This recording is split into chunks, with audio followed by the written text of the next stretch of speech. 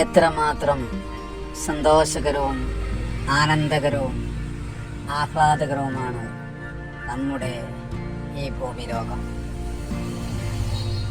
പ്രഭാതം മുതൽ പ്രദോഷം വരെ നോക്കിയിരുന്നാലും കണ്ടു തീരാത്തത്ര മാത്രം കണ്ണിന് കുളിർമയേകുന്ന ആനന്ദകരമായ ഒട്ടേറെ കാഴ്ചകളെ കൊണ്ട് സമ്പന്നമാണ് നമ്മുടെ ഈ പ്രാപഞ്ചിക ലോകം.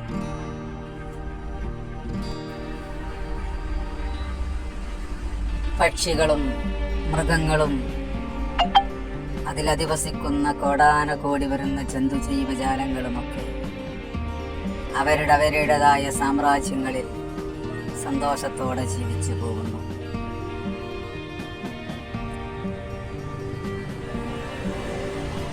അവരുടെ ഇടത്താളങ്ങളിലും അവരുടെ ഇടങ്ങളിലുമൊക്കെ അവർ ആനന്ദത്തോടെ ജീവിച്ചു പോകുന്ന സുന്ദരമായ ഒട്ടേറെ കാഴ്ചകളാണ് നമ്മൾക്ക് ദിനം പ്രതി എന്നോണം കണ്ടുകൊണ്ടിരിക്കുന്നത്.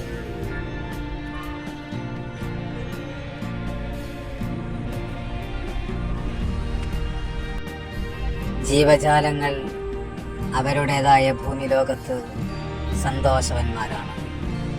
അവർക്കിടയിൽ പകയും വിദ്വേഷങ്ങളുമില്ല. അവർക്കിടയിൽ കലഹങ്ങളും പടലപ്പിണക്കങ്ങളുമില്ല. അതേസമയം മനുഷ്യരായി നാം ഓരോരുത്തരും ഒന്ന് ചിന്തിച്ചു നോക്ക്. നമ്മുടെ ഇടയിൽ ജീവിക്കുന്ന മനുഷ്യ സമൂഹം, നമ്മളെല്ലാവരും പകയും വിദ്വേഷവും അതിലൂരി സകലമാന ദുഷ്ടലാക്ക ചിന്തകളുമായി കൊണ്ടാണ് നമ്മളൊക്കെ ജീവിച്ചു പോകുന്നത്. ആനന്ദകരവും ആഹ്ലാദകരവുമായ ഈ ഭൂമി ലോകത്ത്, ഈ പ്രപഞ്ച ലോകത്ത് എത്രയെത്ര അത്ഭുതങ്ങളായ ജീവികളാണ് നമ്മൾക്ക് ദിനേനമെന്നോണം കണ്ടുകൊണ്ടിരിക്കുന്നത്. ആഴിയുടെ അഗാധങ്ങളിൽ ജീവിച്ചു പോകുന്ന നീലത്തിമിംഗളം മുതൽ കൊച്ചു കൊച്ചു മത്സ്യങ്ങൾ വരെ ജീവിച്ചു പോകുന്നു. ആകാശത്തിൻ്റെ വിദൂരതയിൽ മൈലുകളോളം കിലോമീറ്ററുകളോളം ലക്ഷക്കണക്കിന് കിലോമീറ്ററോളം സഞ്ചരിക്കുന്ന പക്ഷിപർവ്വതാദികളെ കൊണ്ട് അനുഗ്രഹീതമാണ് ഈ പ്രാപഞ്ചിക ലോകം.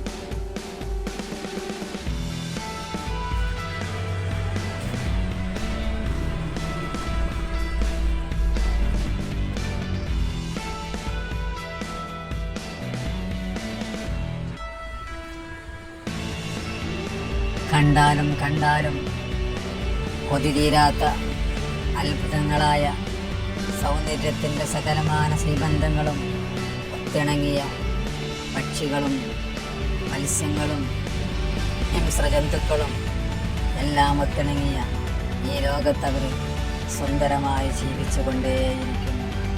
അതേസമയം പകയും വിദ്വേഷവും എല്ലാം ഒത്തിണക്കിക്കൊണ്ട് മനുഷ്യരായി നാമും ജീവിച്ചു പോകുന്നു. സുന്ദരമായ ഈ പക്ഷികളുടെ ഭംഗികൾ എത്ര തന്നെ ആസ്വദിച്ചാലും തീരാത്ത മാത്രം അത്രമാത്രം സുന്ദരമാണ് ഈ പക്ഷിമൃഗാദികളുടെയൊക്കെ സൗന്ദര്യങ്ങൾ.